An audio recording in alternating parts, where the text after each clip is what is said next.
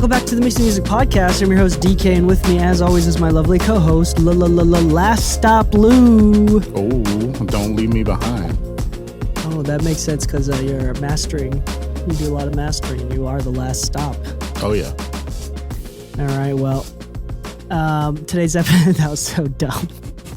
This segue's so dumb. All right, let's go into today's topic, the resurgence of analog emulation plugins in modern mixing. Mm-hmm. This is I don't know if it's like a resurgence.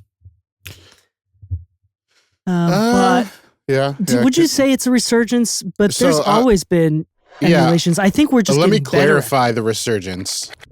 So it's that's one of the layers, as at least as far as what I'm seeing, that things are getting better. But I don't think it's that we ever stopped seeing analog plugins or analog emulation plugins coming through the market, but it was always a Fairchild. It's always an SSL. It's always an API. It's always the same pieces. The thing that's had me very excited recently is that we have people like Mixland who's doing like tape head emulations of different units that have always been praised, but nobody ever made an emulation of. It's always been about the Studer or something of that name. We're seeing kind of like Bricasti and brands like that have kind of made their reverbs always available, but they were always digital. So nobody really saw that as revolutionary or anything like that. But we're starting to see a lot of gear, like I had mentioned earlier, like Electrodyne and stuff like that, having their own stuff. We are seeing the Mix Head by SPL being emulated now. And we're kind of in this era where I don't want to make this a generational difference, but we can say that in the last 10, 15 years, there's a new generation of engineers available. So what Waves was doing 10, 15 years ago with, emulating an 1176 LA2A, that was like, wow, people wanting a tube tech for a while, so they made a tube tech emulation. Cool. But now we're actually seeing like the 175, 176s getting emulated in recent years and things of that nature. We're starting to see like hardware pieces that people really do like, and you see them in the world, but you never really saw them in a software format, now coming into the software format. And that's what's had me recently excited about this. Things are getting better, algorithms are getting better, and there's a younger generation approaching it in a way that's kind of fresh. Oh yeah, for sure. I like that last take too. Yeah. Younger generation approaching it in a way that's fresh. I think there's a combination of a lot of things. I think one is there is an overinflation of plugin companies right now. Yeah. So there's a lot of plugin companies, and I don't know if it's slowing down at all, but there's always like a new plugin company that does like pretty good work.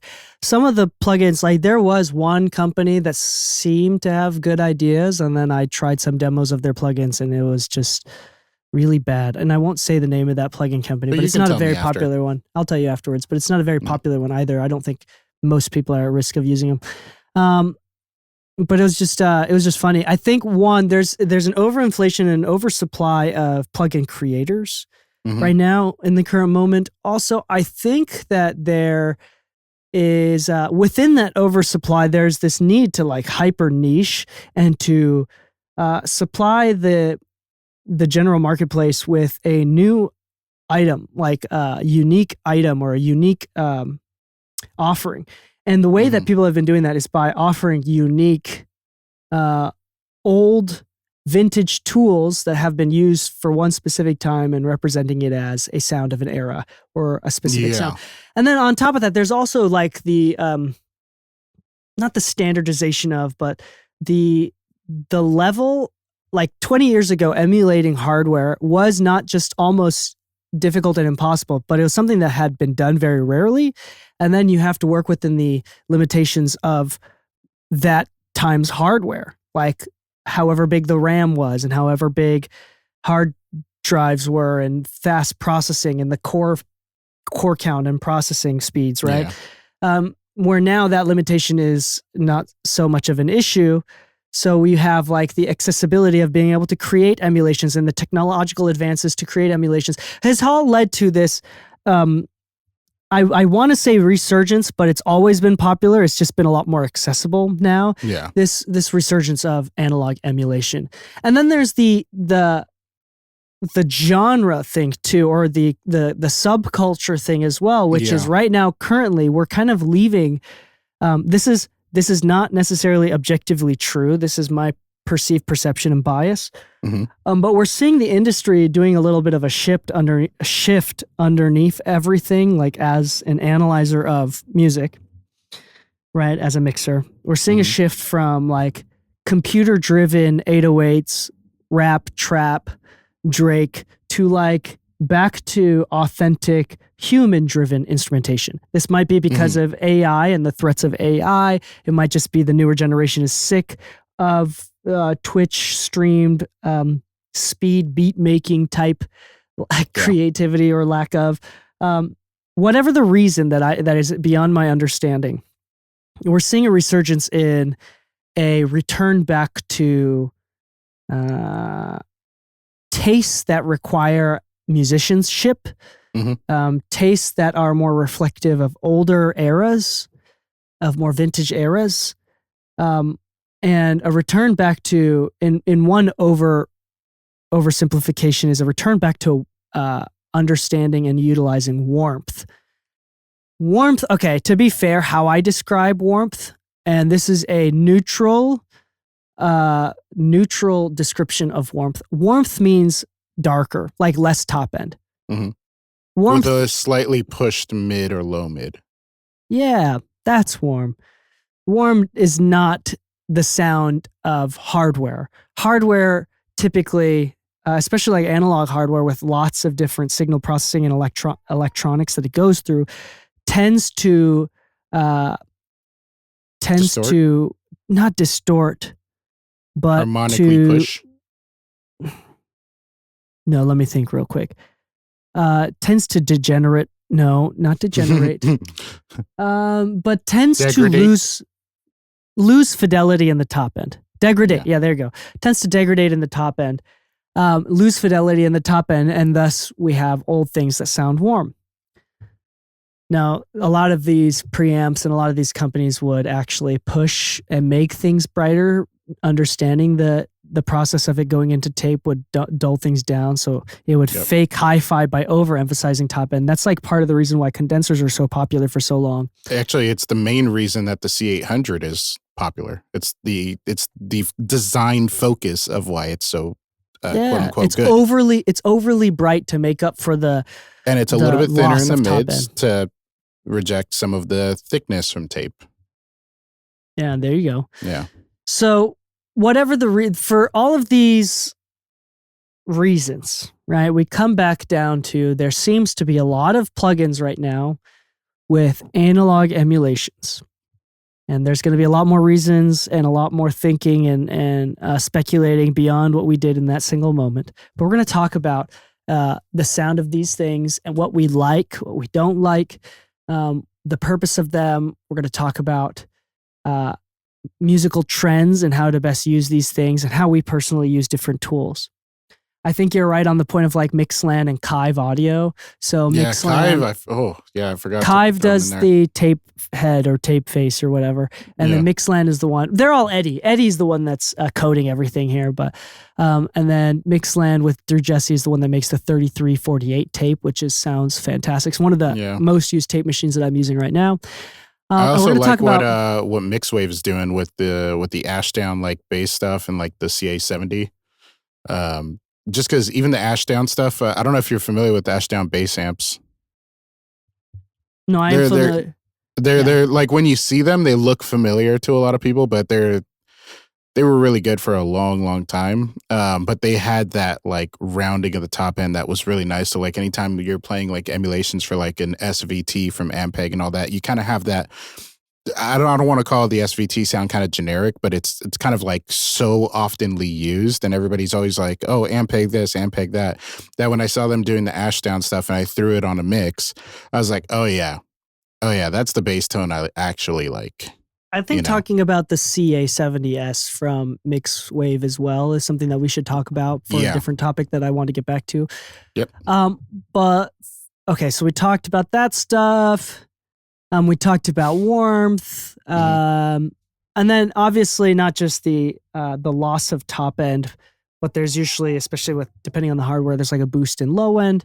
On top of the loss of top end, and unintentional loss of top end is, well, I don't know if that's the right way to say that, but the inevitable loss of top end through going through transforms and stuff. And then there's also the harmonic generation of going through different chips and transformers and tubes and gain stages, right? So let's talk about, I think, why the resurgence. We kind of like, we talked about it a little bit already, is number one, the technological advancements. Like it's so much easier now, and it'll probably get easier in the future to emulate these analog tools. Before, it used to be like 3 companies that have even had the technology and the engineering capability and funding to make it happen.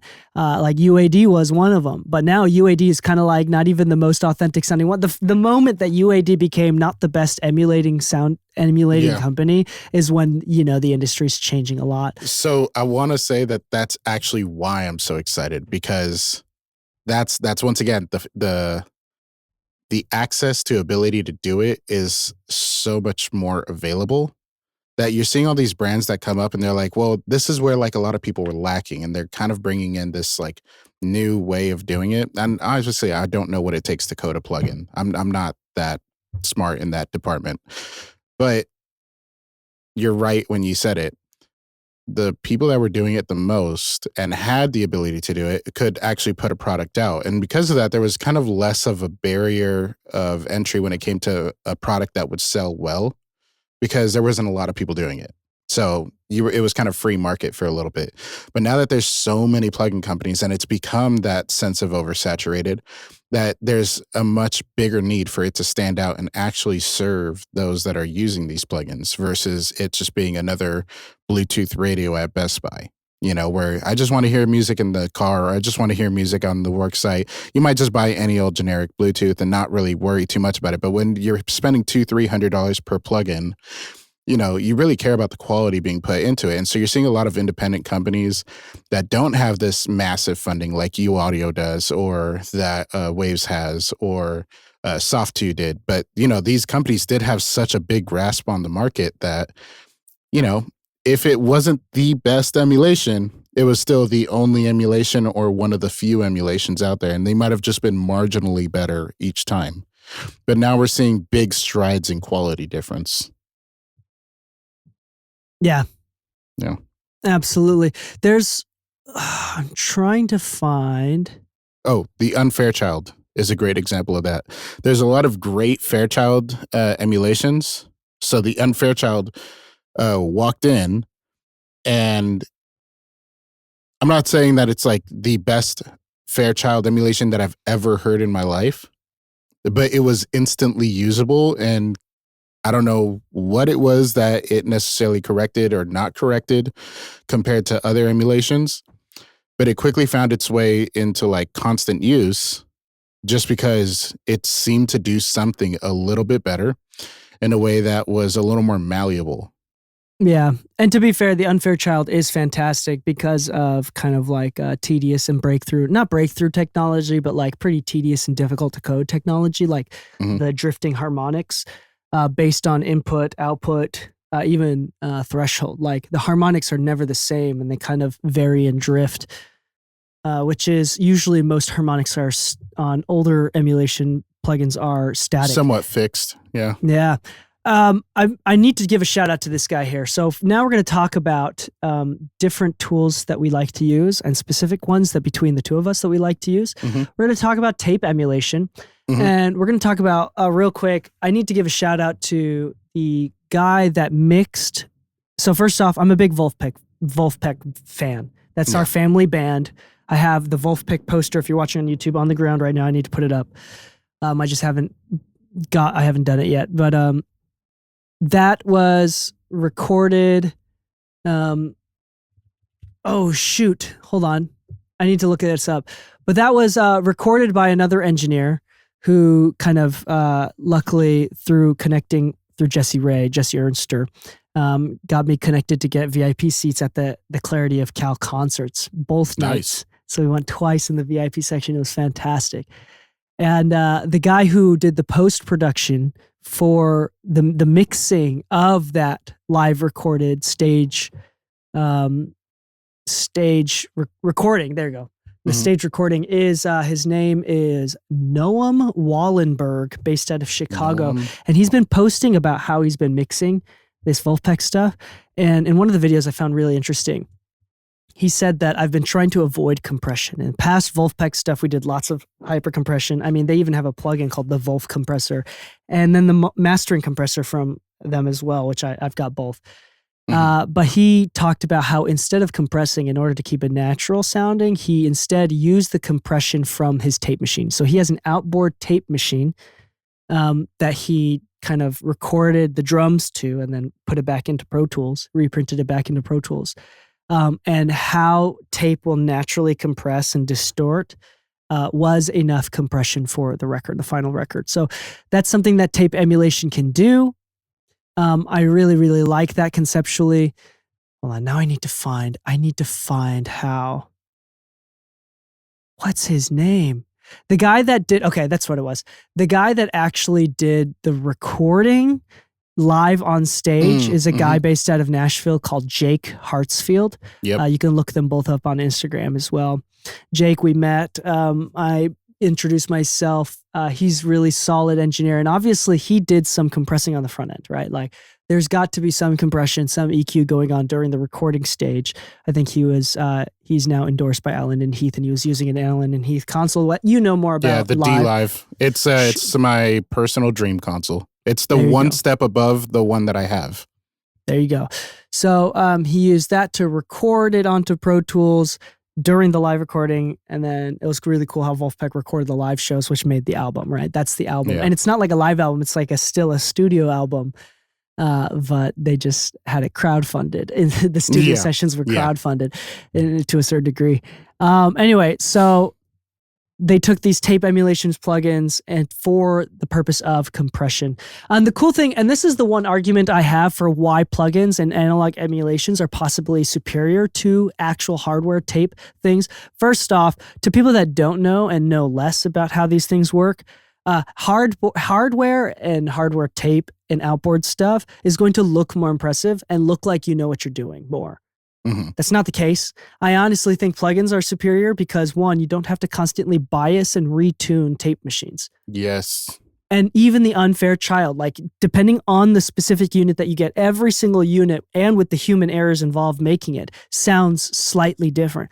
Where the plugin, you can actually, so the unfair child plugin was coded to be tonally completely flat with a natural low cut with a natural, what is that called? The high pass filter? Low pass filter? Where they cut the top end a little bit? Yeah, high pass. No, with a natural high pass filter. So it like shelves, it kind of starts to cut out from like 20, 30 hertz. That's high pass. That's high pass, right? Yeah, there you go. Yeah, where it's cutting the low end. We're getting lost in the sauce. Yeah, it's cutting the low end. Gotcha. But there is no low pass at the top end. So it's linear. So you can actually code it to be tonally linear. You can't do that with analog stuff. Yeah. It's going to naturally have different bumps and dips and stuff. And then the drifting harmonics that is drifted based off of what is recorded when putting this hardware, the actual hardware unit, and you could use different hardware units as well.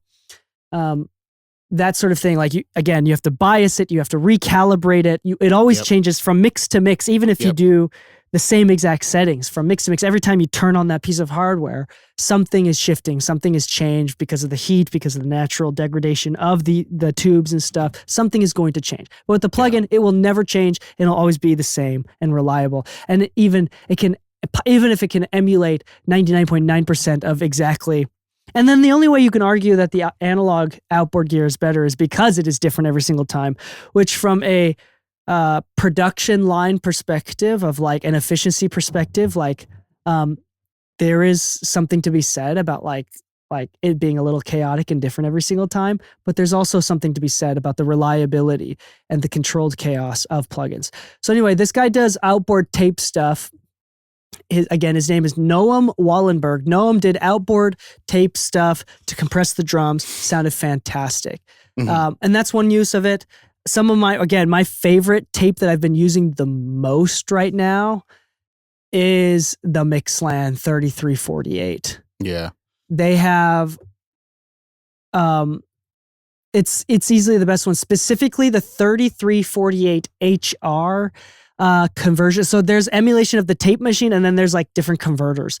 So there's like the 3348, the X80, 601, 701, DA88, 1630. My favorite is the 3348 HR with no bias or anything like that. No different frequency stuff. And you could just drive it, and there's no gain reduction knob or anything like that. So you just drive it, and the output is balanced, is changing as much as you change the input. It's linked to the output.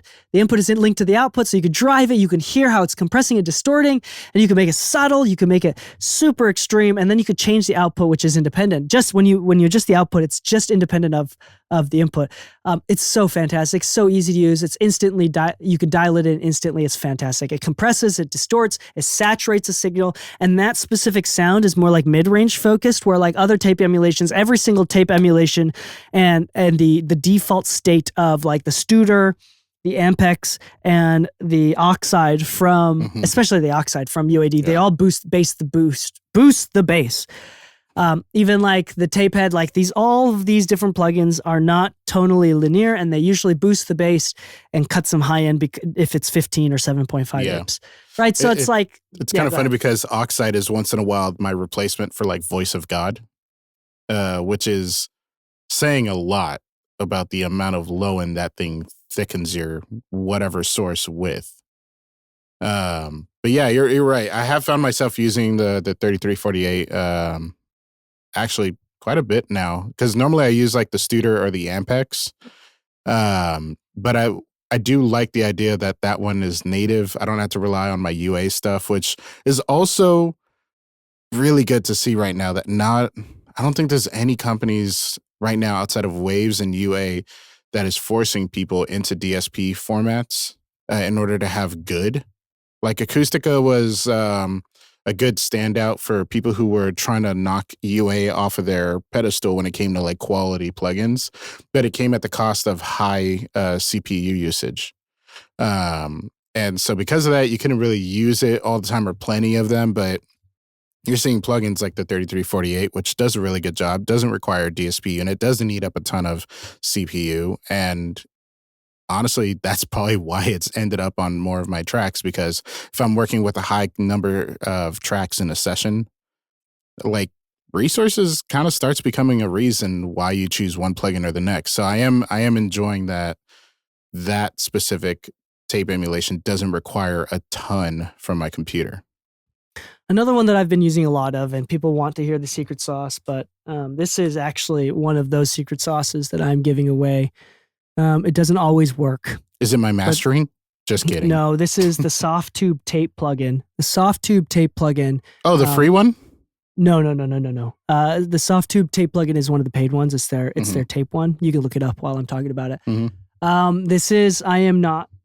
did not hear this first person. I am the third person that heard this. My buddy Cohen Holdens, who we interviewed before,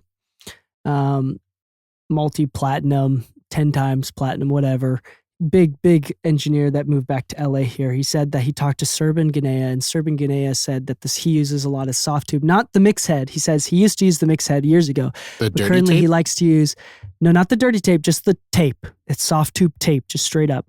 He likes that one, not for the tape emulation. That tape plugin is super subtle, and you have to drive it almost all the way to the end to get any sort of compression characteristics or some like really noticeable harmonics. You have to push it quite a bit. But he says he doesn't use it for the tape emulation, which, by the way, ABC, there's like 3 different tape models. It's mostly a tonal balance change. It's not a harmonic. It's not as much of a harmonic change. So it's like how it bumps the low end, how it smooths out the mid range. So he says that he likes to use Serban Ganea, apparently through Cohen, who told me likes to use, his current trick is to use that, not for anything other than the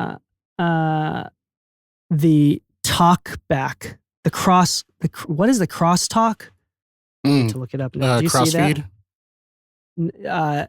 Crosstalk is a factor that people consider. I need to look up the specific thing now. Yeah, it's the crosstalk. Oh man, where is it? Sorry, hold on. Give me a second. I'm going to find it. There it is. Crosstalk. Yep. He just turns up the crosstalk, and the crosstalk will totally change how things line up in the center. And it does this really unique analog thing that I really like, where sometimes things that go through like analog mix bus processing especially kind of do this thing where I'm pretty sure because of the crosstalk or whatever form some sort of phase alignment of whatever. I'm not sure. Mm-hmm. Sometimes it does this thing where kind of like the middle becomes slightly stronger between left and right. And these overly digital mixes will have a really good separation of left and right, but sometimes these mixes need to have a stronger center. And if you turn up the crosstalk, 100% is almost non-usable, but it'll boost the bass. It'll boost the bass and the kick drum typically a lot of the times because those are more mono, but it'll also do something with the vocals. And it does this really cool centering of the frequencies that's all he uses it for that I've heard. That I really like actually the sound of on occasion, not always, but that's a secret tip. It doesn't always work. Use it cautiously. Mm-hmm. But that is like one thing that is really great. When it comes to compressor plugins, again, I think there's very few things that beat the Unfairchild currently. And again, for compression too, on a personal level, I use preamps and tapes more than compressors. I do like compressors, and I do compress with compressors, but I do value a lot of like distortion saturation that naturally shaves off the dynamics. And I use a lot of clippers too, digital clippers. So I was talking about this the other day because you brought up use of more saturation-based dynamic control than actual compression. Not that there's anything wrong with compression, but you do notice something about the change in use of compression as people mature in the role of engineering. I was talking to this guy, Tim. Tim's been in the game since he was like 20. He's like 65 now, and he's like, people overcompress everything. And I was like, what do you mean? He's like, all these new guys coming out, like everything's so hard compressed that it doesn't breathe the same. He's like, why is it that at my age, I can get it just as loud as you guys, but I don't have to use a compressor to get it just as loud? It's just knowing how certain things work. It already is compressing it and how to blend it.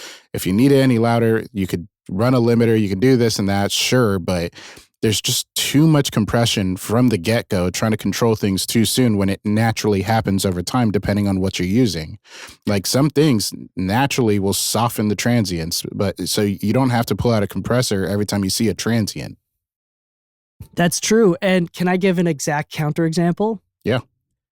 TZO, who if you ever watch him mix, slam. Over compresses everything. Compresses trap hats, which are not dynamic. They're the same exact thing every single time. He's the one that won a Grammy for engineering. So yeah.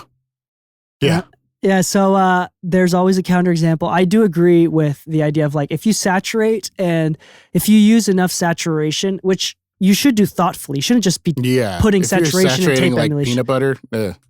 Yeah, you don't want to be doing it unintentionally because it does have a sound and it does affect the audio.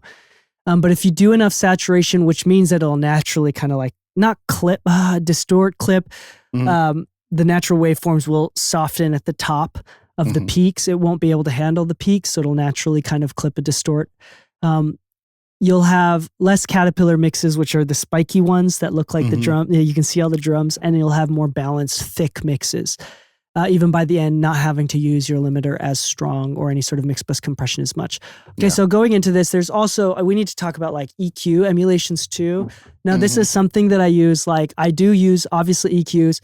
Most of the time I use FabFilter Pro Q4, especially for like specific things. Yeah. But when it comes to like general tone shaping, I'm not gonna lie, I use a lot more preamp and preamp emulations for tonal shaping than I do for, like I use the Mixwave, CA70S for tonal shaping because that thing, you can make it be like basically linear, or you can shave the top and you can boost the bass. There's no way to cut the bass with that one. You can if you want to make it, you can make it linear in the low end, but you can't cut the bass in that one. Mm-hmm. So it's like, but it's this sound of like a subtly cut top end with the bass boosted bass, which kind of leaves the mid range kind of scoop that feels old and like analog-y. Along with the natural harmonic generation that plugin brings, but even without the harmonic generation that plugin brings, the way that it's coded that I see through Plugin Doctor is that it kind of boosts the bass and cuts the top end. I've noticed the same thing when using like the unison stuff with UA. So if you're using like any of their channel strips, they kind of have a tone to them right out the gate. Like I think it's the SSL 4000E was the latest SSL release from them. Or not the E, but I think it was the E. But as soon as you engage like the preamp section on it, because it has the line input, mic input switch, and the transformer on and off switch, it does so much to the tone already that most times if I'm looking for a difference in the vocal, it's more of a character difference than a specific EQ notch. So using those preamp emulations as a form of EQ, I totally agree with that. It's usually the first thing I'm reaching for. Nice. Yeah. Okay, sweet. So there's that EQs, and then obviously Fab Filter I use the most probably. Oh, I think you've used the Omega plugins, the Omega preamp emulations from Kush. Kush. Yeah, I haven't used them recently, but I have in the past. Yeah. Yeah, I remember when they came out with the preamp hardware that's supposed to go alongside that, and they just had the plugins, just the preamp straight up plugins available for purchase too. I remember just throwing those on like different tracks, just trying to get like separation through different forms of saturation, which ended up helping a lot of times, like in rock mixes, where I might put like Neve on guitars and API on drums because I wanted them to separate in a certain way. Like I just wanted their presence to shift in certain ranges that those plugins seem to actually push them into. And we've done this test before where we took the GTQ2, the API 512s, and the 3124s. We ran a bounce through them, just a 2-track straight through, input 1 and 2, and tried to level match them. And we were hearing the differences in like how the transients would be a little bit different, where like the low end on the API was nicer, but though it was nicer, it didn't retain as much transient as like the non-saturated version of it, like the non-ran-through version of the mix. But there was still something really nice about how it smoothed over some of the mid-range. That's like, oh, okay, cool. Maybe if we were to do this, we could just try to transient design into it or push the drums a little bit louder into it. But other than that, it sounds great. We weren't reaching for EQs to make it sound great, but rather we were looking at how it affected the overall balance of the record. Yeah. Some other things to consider as well with these analog emulations is, dude, I would say avoid overusing, but I don't think that's possible. I don't think there's such thing as an underuse and an overuse of analog emulation stuff. I think that there's just relying on the plugins and not listening to the song anymore. That's the point of the last episode that we recorded, which is about emotions and mixing. Like, there's no such thing as overuse. There's no such thing as underuse. There's a use without thinking. And this is something that is difficult to describe. But again, intermediate to beginner mixers kind of put things on willy-nilly, presets, not much thought, not much intention. And then they just kind of do it because somebody else said that it's good, that it works. Thus, I'm using the 3348 tape because Dee Kei and Lu recommended it.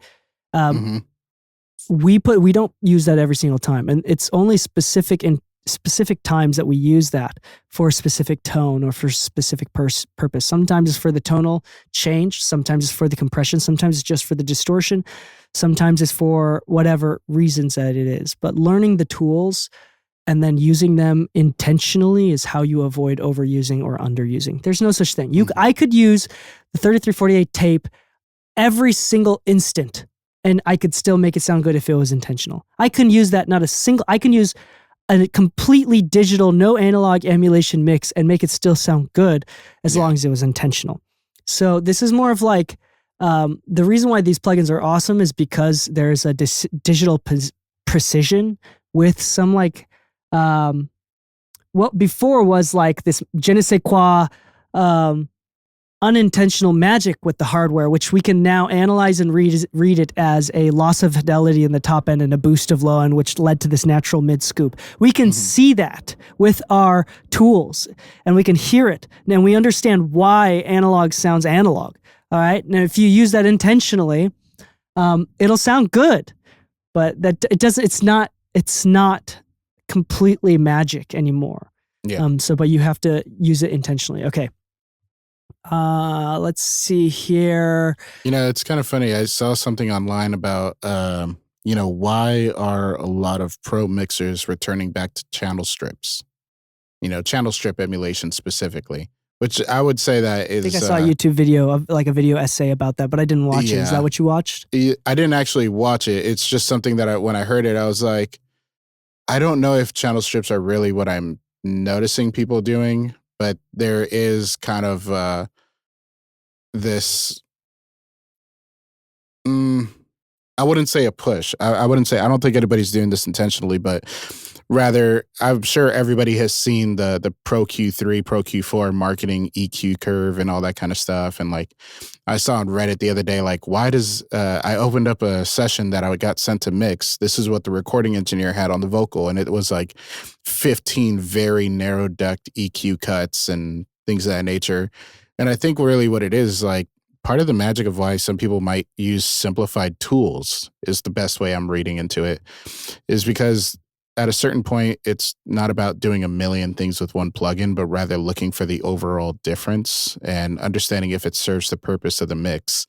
And this is where like a lot of the critiques of like, why is there so many cuts? Why is there so many narrowly notched out frequencies in a vocal or kick or this or that? And a lot of times people are saying, oh, it's because of the resonance, this and that. But I think the reason that the people are quote unquote coming back to like channel strips, or for a better way of looking at it, is like simplified tools, is because we recognize the more we get into things that most of the changes we want are saturation or overall character differences, not very, very, very specific use case solutions. For instance, Sound Radix is a very good example of niche case use solution based plugins. For instance, Auto Align, it's only really meant to ever be used on sources that were multi-mic'd and maybe at different distances, and you're looking to time align the actual mics. But that doesn't take into account, like, hey, sometimes the room mic does need to be 20 milliseconds off in a transient because that's how far the mic was. And that actually adds to the naturalness of hearing drums in the room.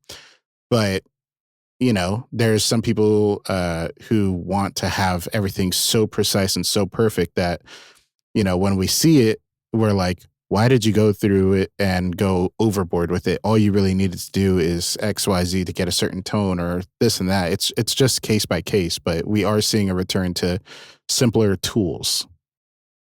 Yeah, absolutely. Simpler tools. Simpler tools is the way to go. All right. So before we end the episode, I think one is to just want to encourage you to try everything. Just because it's analog doesn't mean it's superior, and just because it's expensive does not mean it's superior. Yeah, that's true. Remember that. Oh, there's no encouragement or anything. Acoustica Audio had some drama a while back because their cracked versions of their plugins. Oh yeah, worked better than their actual paid licensed copies of their plugins because of how heavy it was with all the security code.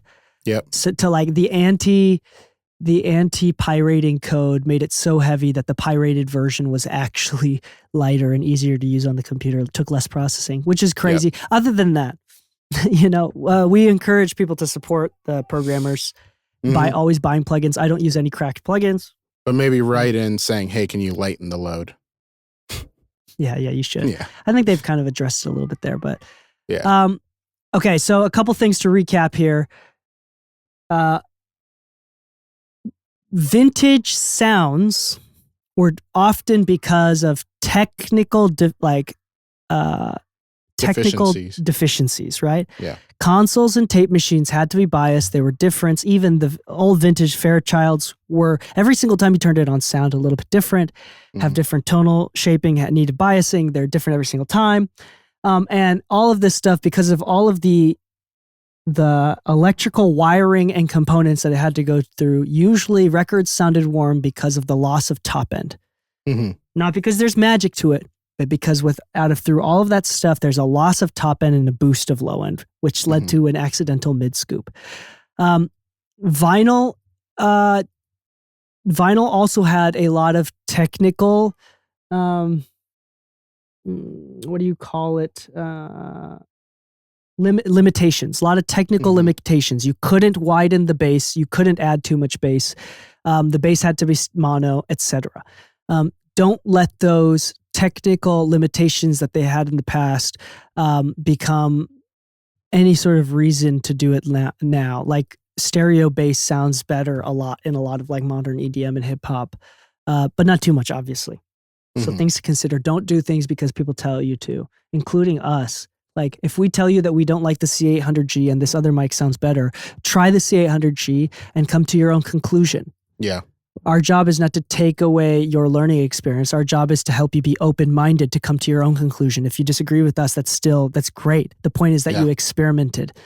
So we're telling you that our C800G is not our favorite mic because most people don't use their brains and think about and create their own opinions. The TLM 103 is probably not a good mic that you should be buying and is worth the cost. The reason why we tell you that isn't because that it's objectively true, but it's because most people are closed-minded to the fact that it could sound bad. Yeah. So we're creating opportunities to open your mind in that sense. All right. Okay, so call to action. Pay attention to why things sound warm, why things sound vintage. Like try to deeper dive into that. Like what is the technical takeaway? Because now that I understand that vintage and warm is a loss of top end with some low end boost, I can make something sound vintage with Digital Tool now. Now, if you only give me FabFilter Pro Q4 or FabFilter Pro Q plugin, like an EQ plugin, I can make things sound old if I understand what makes things sound old. I would rather use these vintage emulating tools, which does make it mysterious and je ne sais quoi, and like kind of in the default state already does the things. It makes it faster, it's quicker, I can offload brain processing. But I could still use digital tools to make it sound analog and old because I understand what analog and old sounds like and feels like. Maybe the modeled harmonic distortion is the one thing that I can't emulate with a Pro Q. In the same way, I would like different preamps and compressors and tape emulations and whatever clippers and stuff for that specific harmonic generation. But most of these plugins aren't linear. Mixland and Hive do a really good job having like linear tonal and then only relying on the subtle harmonic generation and the distortion to make it different. Even the 280 pre, which is insane and awesome. I love it from Mixland. Even the high pass filters, low pass filters, and then the mix knob is just so useful. Anyway, sorry, I'm getting ahead of myself. So go ahead and just understand, again, kind of similar to the last episode that we recorded, which is mixing emotionally. Learn more and try to figure out what makes things sound old, what makes things sound rock, what makes things sound hip hop, what makes things sound this, and then figure out what serves best for that song. And yes, I think that it's totally reasonable to say that this in the default state is just already sounds a little bit vintage in this way that I really like. And like, I don't know why, but it does. Being able to articulate that and decide that that's something that's makes the reason why I use that plugin, I think is reasonable. But don't do things because someone told you to. Don't do things because that's what everybody else is doing. And don't ever email me, what is the vocal chain that I should be using for R&B vocals? Because if you email me that, which I do get emails like that often, means that you don't listen to this podcast. Don't do that. There is no preset that works for every single vocal. There's in recording, this presets is different for like recording and mixing and stuff. There is some functional pragmatic reasoning for presets and stuff, but like one vocal, you have to understand, one vocal doesn't work with one preset or one plugin or one set of plugins or EQ, even with that same mic. All right, let's see. Anything else? One of the things that we both do from time to time, and I'm going to try to do a little bit better with this, especially with like my more independent projects or the projects I'm doing for free out of personal passion or some sort of exchange of value. Because, for example, like I mix drums for this guy that posts his drums online, and it's for a genre that I don't typically do that I want to promote more of, which is rock. So I just like, and it's only 30 minutes mixing drums for his drum playing videos. It's good promo for me anyway. So I do this every all of those things. I like live stream onto Instagram or YouTube. So go ahead and follow me, subscribe on those things. I will probably continue doing those. I need to be better at those. I will live stream stuff. So just find me if you ever want me to live stream stuff. Let me know. Yeah, watch me mix in real time. I think that's like a really good example of like you can see how thoughtless or thoughtful I am when I'm mixing. I'm hoping to witness the former. Thoughtless? Yeah, it's pretty thoughtless a lot of time. The last live stream I did on Instagram was pretty brain dead. Yeah, because I hate to admit it, but one of the worst things people can do when they ask if they can sit in while I'm working is ask me questions while I'm working, because I'm like, oh man, you're having me explain it. Now this mix is about to take 4 times as long as it needs to, because I'm actually having to think about what I'm doing and why I'm doing it versus like moving with my experience and gut instinct, which either way would have got you to the same point, but now we're taking 4 times as long as opposed to, if the question comes up while there's like a downtime, like maybe you're taking an ear break, that's totally cool.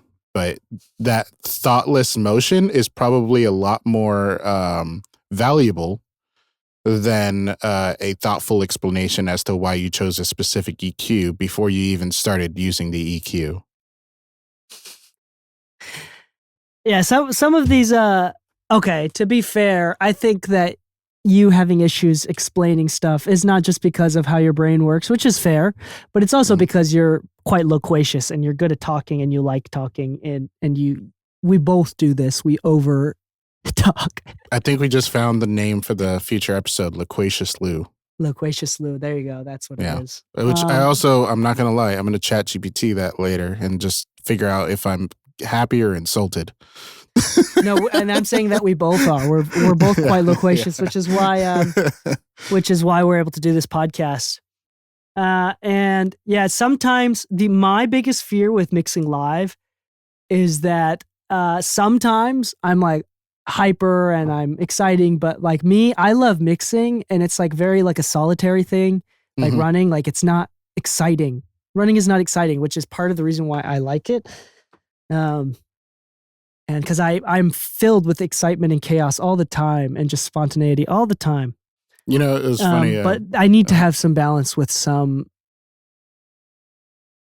banal moments, like some just non-interesting things. And so like my biggest fear with mixing is that it's boring to other people. Yeah. So remember there was a post you put up saying like, in order to have imposter syndrome, you actually have to be good at something or something along those lines. And I responded like, "Damn, I suck."